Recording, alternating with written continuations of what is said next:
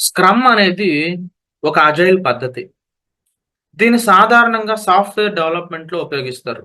కానీ దీన్ని ఇతర రంగాల్లో కూడా అమలు చేయొచ్చు. అందులో ప్రభుత్వ విభాగాలు కూడా ఉన్నాయి. స్క్రమ్‌లో పనిని చిన్న చిన్న భాగాలుగా విభజించి టీమ్‌లు కలిసి ఒక నిర్దిష్ట సమయంలో ఆ పనిని పూర్తి చేస్తాయి. సో, ఆ నిర్దిష్ట సమయాన్ని స్ప్రింట్ అని పిలుస్తారు. అందులో 3 ప్రధాన రోల్స్ ఉంటాయి. ఒకటి ప్రొడక్ట్ ఓనర్, స్క్రమ్ మాస్టర్ మరియు డెవలప్‌మెంట్ టీమ్. ప్రతి స్ప్రింట్ చివరిలో టీమ్ తమ పనిని రివ్యూ చేసి తదుపరి దశలను ప్లాన్ చేస్తుంది. ఇది చాలా ఫ్లెక్సిబుల్ మరియు ఫాస్ట్ రిజల్ట్స్ ఇచ్చే పద్ధతి. ఏపీ గవర్నమెంట్‌లో చాలా డిపార్ట్మెంట్స్ ఉన్నాయి. విద్య, ఆరోగ్యం, వ్యవసాయం, రవాణా ఇలా ఎన్నో. ఈ డిపార్ట్మెంట్స్‌లో పనులు చాలా స్లోగా బ్యూరోక్రాటిక్ ప్రాసెస్‌లో జరుగుతాయి. ఉదాహరణకి ఒక రోడ్డు నిర్మాణం లేదా ఆస్పత్రి అప్‌గ్రేడ్ వంటి ప్రాజెక్టులు సంవత్సరాలు పట్టొచ్చు. స్క్రమ్ ఫ్రేమ్‌వర్క్‌ని ఉపయోగిస్తే ఈ ప్రాజెక్టులని చిన్న చిన్న టాస్క్‌లుగా విభజించి ఫాస్ట్‌గా పూర్తి చేసేయొచ్చు. ఇది ప్రజలకు త్వరగా సేవలు అందించడంలో సహాయపడుతుంది. మొదట ప్రతి డిపార్ట్మెంట్‌లో స్క్రమ్ టీమ్‌లను ఏర్పాటు చేయాలి. ఉదాహరణకి ఆరోగ్య శాఖలో ఒక స్క్రమ్ టీమ్‌ని ఏర్పాటు చేసి వాళ్ళకి ప్రభుత్వ ఆస్పత్రిలో ఫస్ట్ ఎయిడ్ సౌకర్యాలని మెరుగుపరచడం వంటి ఒక గోల్ ఇవ్వచ్చు. ఈ టీమ్‌లో ఒక ప్రొడక్ట్ ఓనర్ ఉంటారు. అంటే డిపార్ట్మెంట్ హెడ్ లేదా సీనియర్ అధికారి అయ్యుండొచ్చు. ఆ తర్వాత స్క్రమ్ మాస్టర్ ప్రాజెక్ట్ మేనేజర్ అయ్యుండొచ్చు. మరియు డెవలప్‌మెంట్ టీమ్ వీళ్ళొచ్చి డాక్టర్లు, నర్సులు, ఇతర స్టాఫ్ అయ్యుంటారు.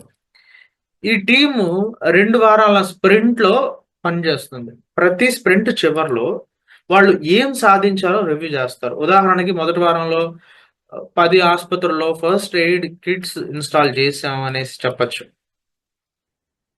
సో, స్క్రమ్‌తో ప్రాజెక్టులు చిన్న టాస్కులుగా విభజించబడతాయి కాబట్టి త్వరగా రిజల్ట్స్ ఒస్తాయి. ఉదాహరణకి ఒక స్కూల్ బిల్డింగ్ నిర్మాణం సంవత్సరాలు కాకుండా కొన్ని నెలల్లో పూర్తవుతుంది. స్క్రమ్ టీమ్‌లు కలిసి పనిచేస్తాయి. దీనివల్ల డిపార్ట్మెంట్స్ మధ్య కమ్యూనికేషన్ పెరుగుతుంది.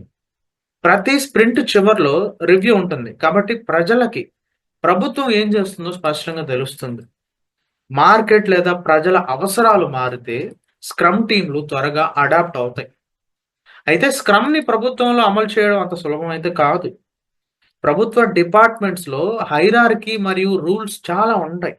స్క్రమ్‌కి ఫ్లెక్సిబిలిటీ కావాలి. కాబట్టి ఈ స్ట్రక్చర్ మారాలి. అధికారులకి స్క్రమ్ గురించి ట్రైనింగ్ ఇవ్వాలి. ఇది సమయం మరియు బడ్జెట్ తీసుకుంటుంది. కొంతమంది అధికారులు కొత్త పద్ధతులను అంగీకరించడానికి ఇష్టపడరు. ఒక డిపార్ట్మెంట్‌లో స్క్రమ్ వర్క్ చేసినా దాన్ని రాష్ట్ర వ్యాప్తంగా అమలు చేయడం చాలా కష్టం. స్క్రమ్ ఫ్రేమ్‌వర్క్‌తో ఏపీ ప్రజలకు సేవలు త్వరగా, సమర్థవంతంగా అందుతాయి. ఉదాహరణకి రైతులకి వ్యవసాయ సబ్సిడీలు సకాలంలో చేరతాయి. విద్యార్థులకి స్కూళ్లలో మెరుగైన సౌకర్యాలు లభిస్తాయి. మరియు రోడ్లు, ఆస్పత్రులు వంటివి త్వరగా నిర్మాణం అవుతాయి. ఇది ప్రజల్లో ప్రభుత్వంపై నమ్మకాన్ని పెంచుతుంది. అంతేకాక ప్రభుత్వ ఖర్చులు కూడా తగ్గవచ్చు. ఎందుకంటే స్క్రమ్ వల్ల వనరులు సమర్థవంతంగా ఉపయోగపడతాయి. స్క్రమ్ టీమ్‌లు స్కూళ్లలో డిజిటల్ క్లాస్‌లని ఏర్పాటు చేయడంలో పని చేయొచ్చు. ప్రతి స్ప్రింట్‌లో వాళ్ళు 50 స్కూళ్లలో స్మార్ట్ బోర్డులను ఇన్‌స్టాల్ చేసుకోవచ్చు. రోడ్డు నిర్మాణంలో ఆలస్యం తగ్గించడానికి స్క్రమ్ టీమ్‌లు ఒక్కో స్ప్రింట్‌లో 10 కిలోమీటర్ల రోడ్డును పూర్తి చేయొచ్చు.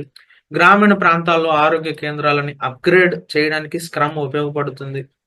So friends, AP government scrum ఫ్రేమ్‌వర్క్‌ని అడాప్ట్ చేస్తే అది ఒక గేమ్ చేంజర్ అవుతుంది ఖచ్చితంగా. ఇది ప్రభుత్వ సేవలని ఫాస్ట్ అండ్ ఎఫెక్టివ్ మరియు పారదర్శకంగా ఉండడానికి ఉపయోగపడుతుంది. అయితే దీనికి సరైన ట్రైనింగ్, లీడర్‌షిప్ మరియు మైండ్ సెట్ మార్పు అనేది అవసరం. ఒకవేళ ఈ సిస్టమ్ సక్సెస్ అయితే ఏపీ ఒక మోడల్ స్టేట్‌గా మారవచ్చు.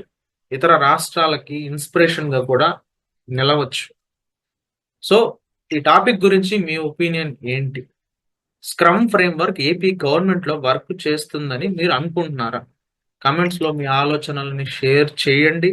మీకు ఈ వీడియో నచ్చితే లైక్ చేయండి, షేర్ చేయండి మరియు మన ఛానల్ని సబ్స్క్రైబ్ చేయడం మాత్రం మర్చిపోవద్దండి. మళ్ళీ కొత్త వీడియోతో మీ ముందుకు వస్తాను. అప్పటి వరకు stay tune, take care, bye bye.